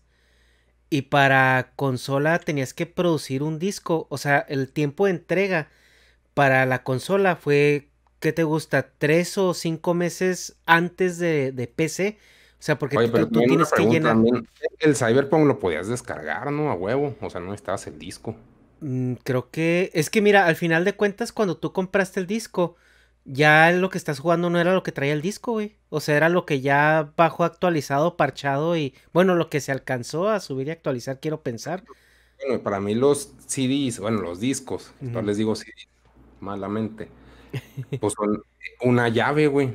Son un key, son un 9XZ. Un link, ¿no? Para descargar algo. Ajá, güey, o sea, como que ya pueden estar vacíos, pero es el key y es como que la experiencia nostálgica de tener el disco. Ponle que si van a tener como que la base, pero de todos modos, esa base, como todo es más fácil subir algo a la nube de los servidores pues así para instalar el Cyberpunk, por decir algo, que pues, o sea, es algo pues mucho más simple, que de todos modos, o sea, instálalo el disco y aparte todos los pinches parches que van encima. Si no es que borrar muchas cosas que ya tenía el disco, la neta, no sé, pero bueno. Sí, yo creo que ahora la mayoría de los juegos requieren algo de instalación en la consola, ¿no? Por lo menos parte de instalar ciertos archivos y esos son los que se cambian. Y de la otra parte de Cyberpunk fue que es un juego que tiene saliendo, ¿cuántos años ya? ¿Cuántas veces cambiaron la fecha de salida? Exacto. Muchísimos años. Entonces, ahí también eso creo que puede llevar un juego que tenga errores, inclusive más. Porque oye, perdón, ahí tú como diseñador, perdón que te interrumpa, o no sé si quieres. Dale, tranquilo. La pregunta, tú como diseñador de juegos, ¿cómo percibiste a Cyberpunk? O sea, yo nunca le vi algo nuevo, güey. O sea, desde que no mames, sale Keanu Reeves, así que, ok, güey. Pues que era nuevo hace 8 años, güey, cuando lo empezaron a hacer. Pero, o sea, ¿cuál era la novedad que ofrecían, güey? Porque luego llega, pues, GTA V. No sé si GTA V sea más viejo. O sea, desde que sacó la idea de Cyberpunk. Pero, o sea, yo nunca le vi un plus como juego. Así que, no, pues, para mí era un GTA del futuro. Sí, yo creo que era un par de cosas. Una es que esa compañía hizo Witcher, ¿no? Y Witcher es un juego que tuvo mucha pauta como un juego de fantasía buenísimo, de alta calidad visual y todo eso. Y entonces yo creo que parte de la emoción es decir, van a hacer un juego de Cyberpunk que no ha habido muchos así buenos, digamos. Y además va a ser esta compañía haciéndolo, que ya tiene la experiencia. Entonces yo creo que de ahí, de esa combinación es que venía el hype. Pero estoy de acuerdo contigo en que mientras han pasado los años, pues la propuesta se ha hecho menos interesante, ¿no? Pero, o sea, ¿a ti qué se te hizo que ofrecía que o no sé si a ti te llamó la atención llegar a comprarlo, pero o sea, yo veía Cyberpunk, así que pues, ¿cuál es el Sí. plus nuevo, güey? O sea, ¿qué es la nueva mecánica, lo que está, el nuevo sabor, güey? O sea, ¿qué está ofreciendo? No sé. Yo creo que el único sabor nuevo que traía era que la historia y el mundo, ¿no? Es así como que lo que era diferente. Pero de resto, o sea, las mismas cosas que traen todos los juegos así, más o menos de mundo abierto, de historia, side quests, misiones, todo eso. Yo honestamente no lo compré porque estaba ocupado con otras cosas. Estaba en mi lista desde hace tiempo, en algún momento sentí lo mismo. Dije, bueno, cuando vi los reviews y cuando vi la jugabilidad, dije, ah, bueno, no es tan interesante como yo pensaba desde mi punto de vista, ¿no? Yo comentaba antes que mi juego que más me ha gustado es Mass Effect, ¿no? La saga, las tres primeras de Mass Effect. Y lo que me gustaba de eso es que, bueno, la jugabilidad está chévere, sobre todo en el primero, que es más como RPG que shooter, pero la historia, ¿no? Una historia interactiva bastante interesante, donde tú escoges quién se puede morir, depende de tus acciones, quién es tu pareja, todo eso. Fue algo que en ese momento no existía de esa manera, ¿no? Pero ya hoy en día ya existe y se conoce. Pero inclusive me parece que un juego como Mass Effect tiene más profundidad en su historia, si no me equivoco, que Cyberpunk, por lo que yo he visto. Ajá. Entonces, por eso para mí no fue una propuesta tan interesante. Eh, A Y mí por lo que... ejemplo, de juegos que van, perdón, que van a salir, ¿cuál se te hace que trae una propuesta interesante? uf, Así que, ah, este me llama la atención. mm, está difícil, está difícil. Eh, Más que todo en este momento, los juegos que yo veo que me interesan son juegos indie, porque traen algo diferente, algo un poquito quirky, como Among Us, que es muy divertido jugarlo con los amigos. Pero de resto, cuando veo un juego, de repente la parte visual todavía es lo que hace un juego interesante de los que vienen por ahora. Como hemos visto los juegos de PlayStation 5, el juego de Spider-Man se ve fantástico, ¿no? Desde el punto de vista visual. Pero no hay ningún juego que yo vea anunciado en este momento que me traiga así como que esperando, honestamente. Bueno, se anunció un Mass Effect nuevo, pero es que en el último pusieron como que una torta muy grande en el de PlayStation 4 y en Andrómeda. Y bueno, y estoy esperando y espero que el que venga sea mejor, pero de verdad que no tengo ningún juego así que esté esperando mucho. Quizás Diablo 4, porque yo jugué mucho Diablo 3, que está anunciado más o menos, pero no se ha visto nada de ese juego. Pero de consola no tengo nada así. Todavía me quedé en el PlayStation 4 por ahora. No he visto nada que yo diga, tengo que comprar un PlayStation 5, o tengo que preordenar el juego, Ah, pues nada de eso. Y quizás también porque yo mismo ahora juego más juegos en móvil, honestamente. Es más sencillo para mí jugar el móvil en mi cuarto y donde sea, en el doctor, esperando que me atiendan, ¿saben? Ese tipo de cosas. Estoy jugando más y más en el móvil que lo que juego en PC y en consola, honestamente. Sí, yo, por Ori- ejemplo, ah, no- de juegos indies que haya, pues es que en diciembre agarré pues las preventas, nada, las ofertas de Steam y cosas, pues, bueno, que le saqué la vuelta mucho, pero, o sea, ni era Autómata, bueno, no sé si jugaste ni era Autómata. Sí, sí, buenísimo. Se me gustó un chorro. Y luego el Hollow Knight, pero este es Metroidvania. Y habías dicho que no te gustan tanto. A mí tampoco, la neta. Yo el Metroid, no, le saqué la vuelta un chorro. Y después de jugar Hollow Knight, intenté Metroid, pero me aburrió. Pero pues es que también Hollow Knight es un juegazo. No sé si lo jugaste. Y uno que se llama Carrión, Ajá. que es de un, como la mancha voraz. No sé, o sea, como que yo siento que mucho del alma de un creador de videojuegos y está en los juegos indie. O sea, también el que pegó mucho y era indie, pero al mismo tiempo no tanto, el Journey, no lo he jugado, pero dicen que es un juegazo. Journey es un juegazo, sí, sí, seguro lloras al Es final. caminar, ¿no? O sea, bueno, también Zelda, pero, o sea, es caminar nomás. Por eso no me llama, pero sé Pero que este juego va a quedar, no mames, está bien chido. O sea, sí, y visualmente era como que una obra de arte también, Journey, ¿no? No era como lo que se esperaba de un juego. Eh, ajá. Y ese está en mi entonces, lista todavía, porque no. O sea, por lo sí. mismo que veo al mono siempre caminando nomás, es de que, ay, pues, ya lo hice con Zelda tantos años, güey. No, y yo de verdad que eso es más bien lo que espero, de que están jugando mis amigos próximamente, que sea un juego indie, un juego divertido, y eso estoy más esperando que no sé, que una producción de God of War o algo así, no estoy tan emocionado con esas cosas. No sé, de repente no sé si es porque mientras vamos creciendo como que vemos que ahora lo que cambia es un poco la tecnología en ese tipo de juegos, ¿no? Y los visuales, pero la jugabilidad más o menos es muy parecida a lo que había antes. Entonces no sé si es por eso que ya no me atrae, a menos que Mass Effect me atrae por la historia, los juegos indie porque voy a ver algo diferente y los juegos de celular simplemente por la plataforma de que lo puedo jugar en cualquier parte y no tengo que comprar, ¿sabes? Una cosa adicional, un PSP o algo así. Mm. Oye, tocando un poquito el tema de, por ejemplo, que los juegos ahora se instalan en tu consola para jugarse. O sea, bueno, tiene sentido porque, bueno, esperas que se instale en la consola para que el proceso sea más rápido y no tengas que procesar el videojuego desde el disco, ¿no? Sí. Pero la cuestión de los parches del internet, las actualizaciones, etcétera, etcétera. Yo recuerdo que, por ejemplo, en el PSP, si el juego necesitaba que el PSP tuviera cierto nivel de actualización, venía en el disco mismo. Entonces tú metías el juego, te decía, necesitas actualizarlo, lo actualizabas.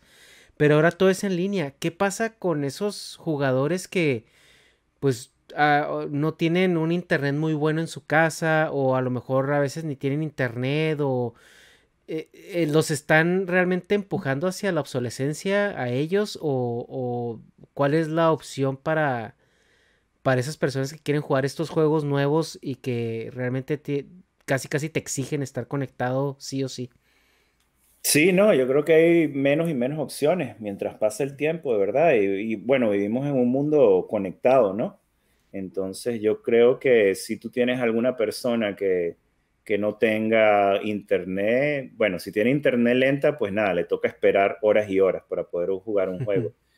Pero si no tiene internet, punto, bueno, es muy difícil entonces que vaya a tener los recursos para comprarse una consola nueva, me imagino, ¿no? Mm. Un PlayStation 5 te cuesta cuánto ahora, 500 si la consigues, ¿no? Y si no la consigues más. Sí. Entonces, bueno, si vas a pagar eso, espero que tengas un internet decente. Ujú. Eh, entonces, no sé si, Perdón, si perdón, perdón. ¿El PlayStation 5 cuánto cuesta? $500. 500 el 500. de la versión de disco y 400 la versión O sea, digital. cuesta más un celular que una consola. Ujú. Cierto celular, sí, si es iPhone, sí, correcto. Sí, pues O por sea, eso era lo que platicamos el otro día, Niegas, de que, o sea, la consola es como una PC gamer, pero pues 100% dedicada, o sea, que el hardware que trae una consola es muy equivalente a una PC gamer de alta gama, ¿no, Carlos? Sí, y normalmente sí, del momento, ¿no? De cuando la crean, Ujú. pero ellos tienden a perder a veces dinero en las consolas, porque Mm, lo están agarrando en lo que son todo lo que le queda de Netflix, no sé qué, de los juegos, todo eso, todo ese dinero que le entra. Por ejemplo, de cada juego que tú compras de PlayStation o de Xbox y del contenido nuevo que bajes, le queda 30% a Microsoft y Sony. Entonces el negocio de ellos no es venderte una consola y ganar en la consola, sino ganar en el contenido. ok. Entonces por eso tienden a ser tan económicas en teoría, pero para una persona que no tenga internet me parece que inclusive eso es mucho dinero, ¿no? Ujú. Entonces le quedan a ellos jugar, no sé, juegos de emuladores, comprarse el Nintendo usado, no sé, está más complicado eso, ¿no? Eh, yo no conozco a nadie ahora que no tenga internet cuando me pongo a pensar. Ujú. decente. Entonces se hacen, sí es verdad que es una parte de la gente gamer que se le pone la cosa más y más difícil, ¿no? Ok. Sí, yo creo que en verdad no se está considerando ahora, mientras pasa el tiempo, en el lado del negocio ya no se está considerando mucho esa gente. Ok. No, bueno, tiene sentido. O sea, como tú comentas, o sea, yo creo que como todo en la vida, ¿no? Se hacen asunciones racionales para, o sea, cuando vas a sacar un producto, o sea, es como, pues, y funciona en todos lados, ¿no? O sea, es como, y piensen en alguien que vive aislado en una comunidad Amish, pues bueno, esa gente no está interesada en tu producto, ¿no? Tiene Sí, sentido. van a jugar ludo, van a jugar ajedrez, no sé. Pero, pero lo otro que se me ocurre es que, bueno, en Corea y en China, ahora menos, pero había inclusive en Latinoamérica hubo un tiempo que había eso de Counter-Strike, había este, cultura muy fuerte del internet café, del gaming café, Mm, donde la gente iba y si no tenían, obviamente ibas a jugar juegos porque no tenías conexión de internet para jugar ese tipo de juegos, para jugar con otra gente y todo eso. Eso todavía existe en países asiáticos, pero en el resto del mundo se ha ido mucho, ¿no? Pero me ujú. imagino que no sé si eso puede ser opción todavía para países donde quizás no hay una alta tasa de gente con internet fuerte, pues se podrían ir a un internet café, un gaming café todavía, me imagino. Mm, ok, ok. Sí, no, una de mis, perdón, Ernesto, No, una de sí. mis pinches fantasías acá de tercer mundo era, pues, comprar así como una bodega e instalar un chorro de compus chidas para que los que no tuvieran compus, obviamente si tuvieran mucho dinero y la inversión para, pues, trabajar de caridad para los que quieren jugar, pero como que armar un equipo de gaming acá tercer mundo, que sean unos que nomás están jugando todo el pinche día, o sea, unos sin que hacer, unos vagos porque pues ya hasta se puede monetizar de eso. Y es que hay equipos de gaming, pues que pues es como un pinche Real Madrid, o sea, ganan un chingo de dinero. Los de Dota, ¿no? Fueron los más, es el premio más grande que ha habido, Dota. Sí, Dota y League of Legends son los que ganan más, sí, millones de dólares en las finales para el equipo, correcto. Pero bueno, el caso es nomás un paréntesis de mi fantasía de tercer mundo. Hacerte millonario explotando jugadores gamers. Y ahora Ah, sí pues ellos fascinados, güey. todo eso es negocio. Ahora hay compañías grandes, TSM, C9, que se encargan puro de tener equipos profesionales de videojuegos y tienen casas para que vivan los jugadores y tienen coach que vienen y coach psicológicos y ejercicio para que se mantengan al tope. Entonces, o sea, hay equipos que juegan de Latinoamérica y eso, pero se encuentran con la misma pared que se encuentran los equipos profesionales, ¿no? Que es que, bueno, pero ahora esos equipos tienen más soporte de negocios y donde viven y la gente que los está cocheando y todo eso. Eh, pero sí, eso es todo un mundo diferente, el mundo de los esports, ¿no? Ujú. Y ahora es un negocio de mucha gente invirtiendo en eso, muchas compañías nuevas y todo eso. Sí, pues es entretenimiento. Y luego más con la pandemia, pues yo creo que mucha gente volteó a ver esa área, Ujú. ¿no? Una pregunta. De las empresas que están ahorita liderando el mercado de los videojuegos a nivel mundial, ¿cuál es la que tú ves más fuerte? Bueno, sin lugar a duda es Tencent, ¿no? Mm, Es la compañía china que es dueña de compañías americanas, que tiene inversiones en algunas de las compañías grandes que ni siquiera nosotros tenemos visibilidad en eso y que están liderando en muchas partes de esos juegos free to play y esos juegos em, de, de móvil también. ujú, Entonces, en vez de ser una compañía, es una compañía muy grande que ha empezado a comprar compañías con suceso, compañías que le está yendo bien, y ahora es una colección de ujú. developers, ¿no? Y ni siquiera ese es el negocio completo de ellos, ¿no? Ellos también tienen WeChat y tienen cosas de Ah, internet, cosas de compra y todo ese tipo de cosas. Entonces, es como que un Google que les fuera bien en gaming, ellos, ¿no? ok. Imagínate. Entonces, para mí esa es la compañía más fuerte de juegos del mundo. Y en cuanto a ingresos, es así también. Mm. Eh, entonces, yo a ellos Perdón, los... ¿y cuál Dime. es el juego más famoso de Tencent? Bueno, Tencent es dueña de League of Legends, Ah, pero es ok, ok, dueña ok. también de Supercell, que hacía todos los juegos de esos de Kingdoms y no sé qué, de móvil. Y También es tienen dueña de Fortnite, ¿no? Son dueños. Fortnite ahora, sí. No, Gran parte de Fortnite es increíble. Y Y también además Epic, que ¿no? Creo que compraron una Epic parte de Epic. compraron una parte de Epic, correcto. Epic Mm. hace Fortnite. Ok. Entonces, una parte de Epic y compraron, creo que tienen no sé si es en Ubisoft o en otras compañías de esas también tienen parte de la compañía. Entonces, es más como que ellos vienen a ser como el Disney de los videojuegos, ¿no? En este el que Disney ahora tiene ESPN y tiene Star Wars y tiene tal, ¿sabes? Ajá. Y Fox. Marvel, Fox, o sea, lo tiene todo. Es así. Si tú preguntas qué compañía es la más fuerte de entretenimiento, o sea, es Disney, ¿no? Ujú. No hay otro. Y es así, me parece que ahora se está convirtiendo con Tencent también. oye, Eh, dime. pero, o sea, uno porque no vive allá, pero pues sí es más grande que Disney, ¿no? O sea, pues si tiene el WhatsApp, bueno, o sea, Eh, tiene El Alibaba WeChat. Group, ¿no? sí, tienen también, inclusive cuando tú ves, por ejemplo, películas como las películas de Marvel, al final son unos de los que han metido dinero. Entonces, no sé si es más grande que Disney porque Disney tiene muchas cosas, pero sí están ahí. Si no es más grande, están pegaditas, ¿no? Sí, pues que algo Eh, que dice Negas es que, pues es cierto, para el tamaño de mercado que es China.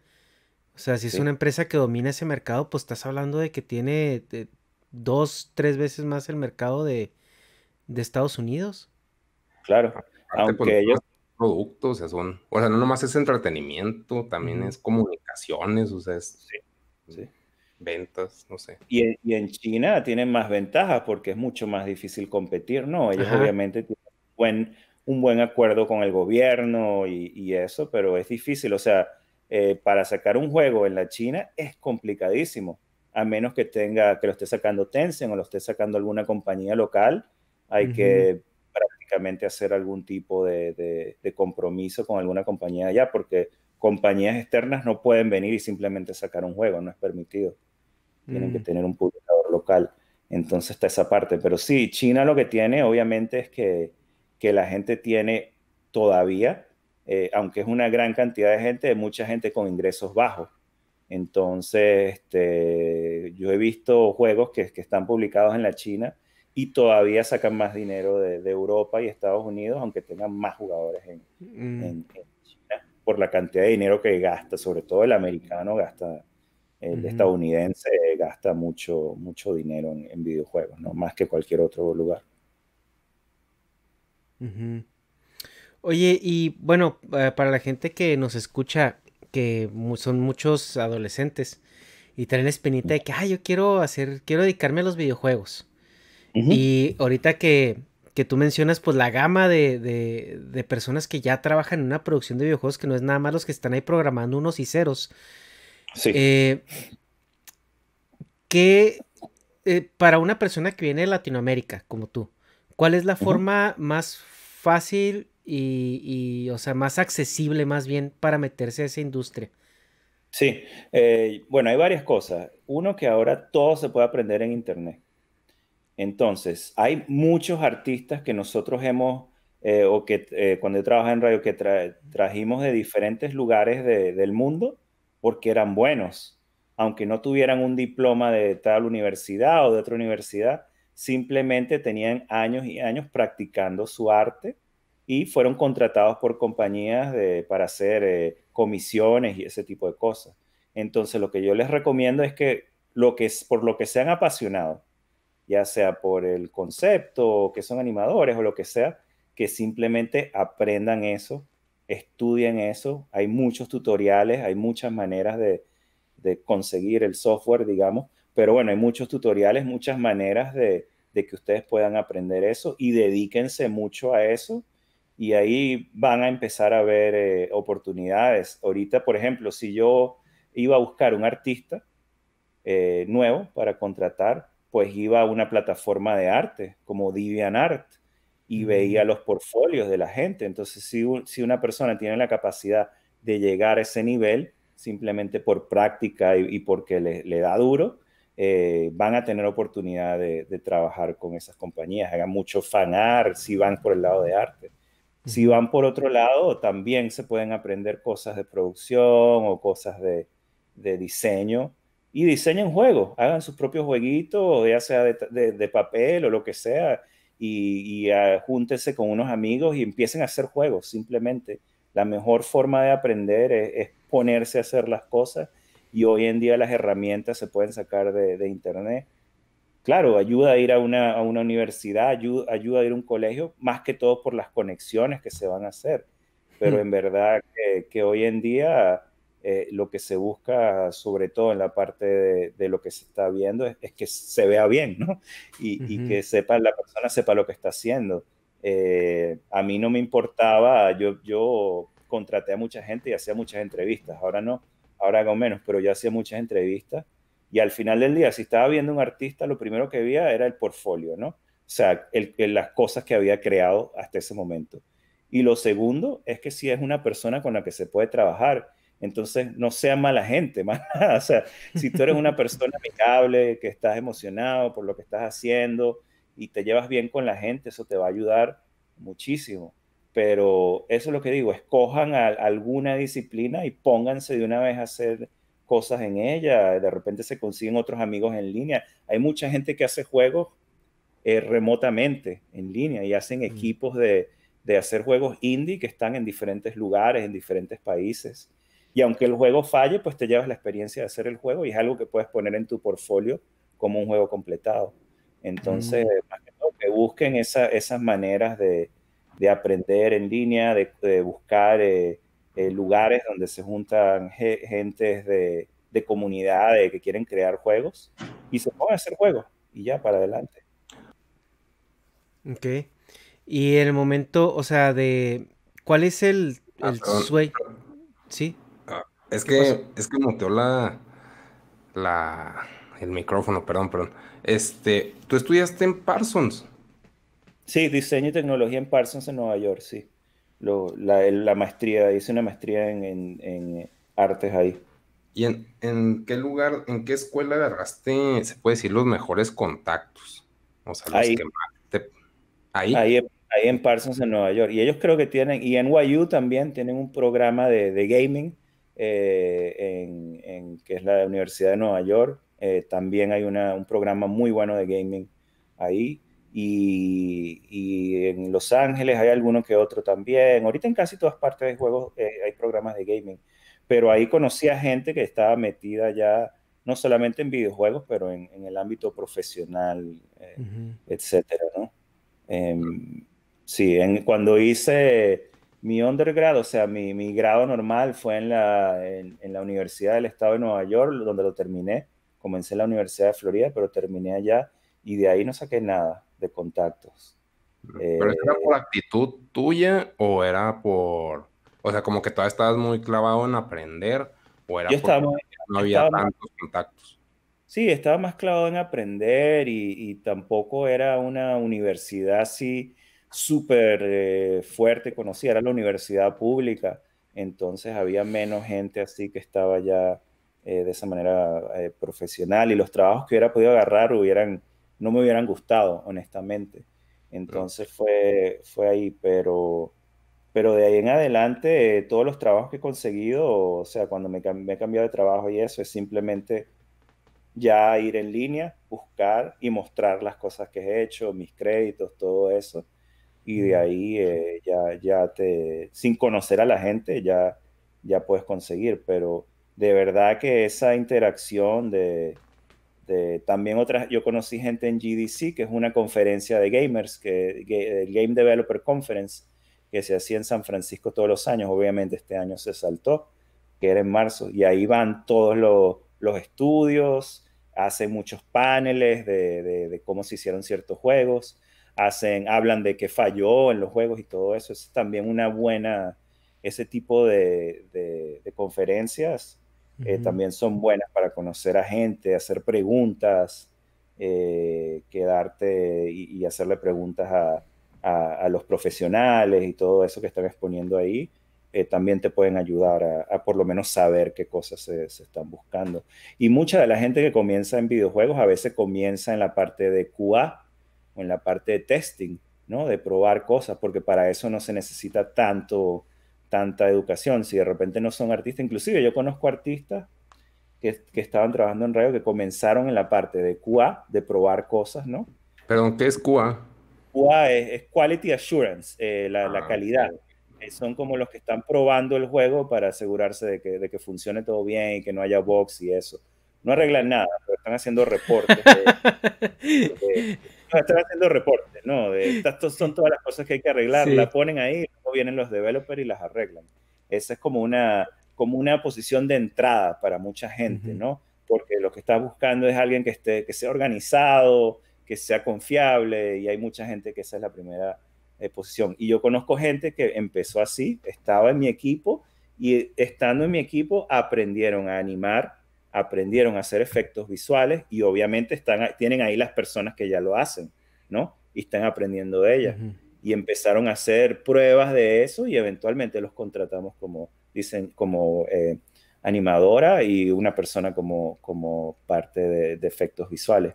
Y también traíamos artistas para hacer pasantías, artistas de concepto, que ya nos gustaba el arte que hacían, lo traíamos y si nos iban bien con ellos, un par de artistas que contratamos de la pasantía. Entonces es como todo, ¿no? Hay que ser bueno en lo que se hace y hacer cosas para demostrar que tú tienes la experiencia y el contenido. Oye, ¿y qué tan abiertas están estas empresas a la cuestión inmigratoria? O sea, contratar gente de otros lados del mundo. Sí, bueno, yo ya tenía mi ciudadanía, pero yo cuando empecé en Riot contraté a un diseñador gráfico venezolano que estaba en Madrid, pero era muy bueno. Había trabajado con cosas de Hasbro, de Mattel, había hecho cosas bastante interesantes. Entonces, mientras la persona destaque, se puede traer. Yo creo Mm. que el año pasado se puso un poquito más complicado por las pólizas de Trump, honestamente, pero todavía hay mucha gente que se trae, si son buenas, sobre todo en la parte de arte, que es muy necesitada, Ujú. se tramitan visas todo el tiempo, ¿no? En mi equipo había mucha gente de Vietnam, gente latina, gente de otras partes que simplemente eran muy buenos en lo que hacían y se hacía la excepción de traerlos y sacarle la visa y todo eso, Mm. Ok, muy bien. ¿no? ¿Cuál es el sueño, cuál es la meta de o sea, de una persona que está en la industria del videojuego? O bueno, Ujú. déjame reformular esa pregunta. Cuál es tu meta así en la industria del videojuego? ¿Qué es, si tú dijeras, yo Sí. quiero llegar a hacer esto o hacer esto, ¿qué es? Sí, de verdad que es liderar mi propio juego.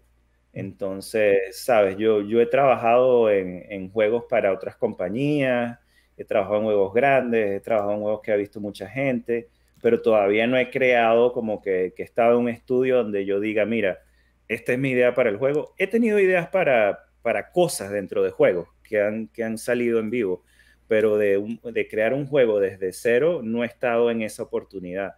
Inclusive si no es mi juego, de crear un juego desde cero, así, no sé, con un equipo de amigos y de gente que conozco y crear algo nuevo. Es algo que todavía no he tenido la posibilidad. He tenido conversaciones, ahorita que estuve cambiando de trabajo, hablé con dos o tres personas que estaban en ese proceso, pero no era la ocasión y la oportunidad correcta.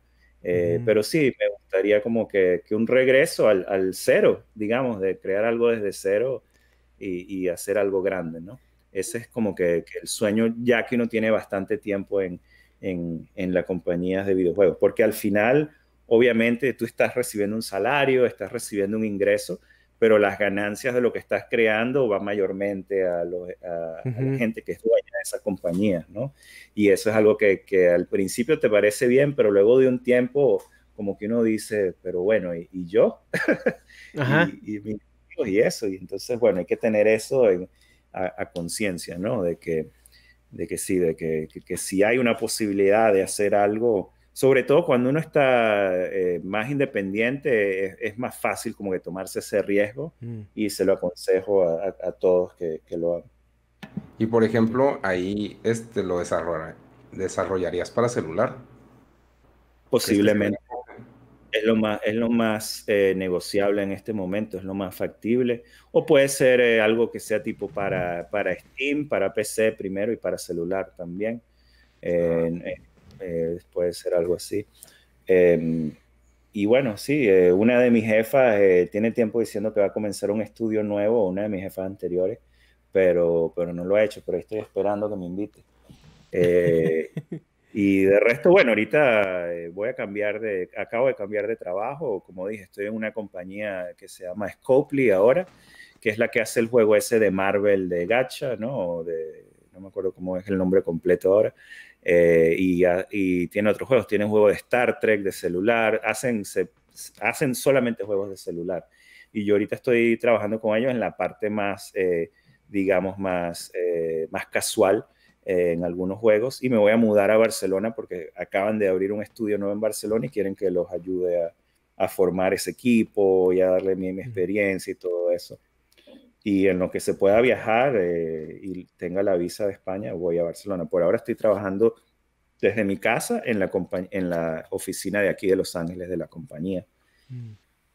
Pero me parece interesante porque como es un estudio nuevo, también veo una posibilidad de que más adelante digamos, bueno, vamos a crear un juego, porque la gente la vamos a tener. Pero bueno, vamos a ver qué ocurre más adelante ahí. Pero sí, ese viene a ser el sueño, es crear más cosas, crear cosas nuevas, cosas interesantes. Yo creo que cuando uno trabaja en un videojuego, así uno sea un programador, lo que sea, una de las partes más emocionantes es eso, de que tú estás creando algo que va a ser usado y que mucha gente se va a divertir con esa cosa, ¿no? Y eso es algo que te lleva a no sé, hacerlo más, a despertarse todos los días y decir, ok, quiero ir a trabajar y quiero hacer esto, porque hay gente que lo está disfrutando. Mientras que de repente, si tú eres un creador de software que es para herramientas o para una, no sé, para una empresa, para una fábrica no sé, de caucho. Ahí no sé, yo no me despertaría feliz en la mañana, ¿no? No que tenga nada de malo, pero a mí me gusta que mi contenido sea de entretenimiento para la gente.